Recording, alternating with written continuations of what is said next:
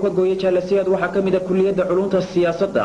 oo ay tahay kulliyadaasina mid ay ka soo bixi doonaan kaadil u bisil dhinaca siyaasadda ee dalkeena isla marhaantaasina aqoon u leh siyaasadaha xagga maamulka ee dalka iyo kuwa dibadda oo taasina ay tahay mid qayb weyn ka qaadan doonta xagga kordhinta culumta siyaasadda ee kaadirinta siyaasiyiinta ah ee dalkeena lacagta ku baxday waxa ay tahay kulliyada culumta siyaasadda ee jaamacadda ummadda ee dalkeena 100 iyo dhismaha kulliyada culumta siyaasadda ee magaalada muqdisho u jaalasiyaad furay dawladda aynu saaxiibka nahay ee Shiinaha iyo dalka Jamhuuriyadda Dimuqraadiga ah ee Soomaaliya iyadoo kulliyadaasi ay ka kooban tahay qaybo kala duwan hadii ay ahaan lahayd dhinaca xafiisyada dhinaca meelaha wax lagu akhristo ee librariyada iyo dhinaca qolalka chiefka ee ardayda halkaas wax ku baranaysa loogu talagalay iyo garoomada kale ee ciyaaraha iyo dhinacyada kale ee baararka iyo kuwa kale ee faakahaysiga intaba waxaana ay tahay kulliyada culumta siyaasadda ee uu xariga u ka jaray jaalasiyaad mid si weyn loogu bogay oo casri ah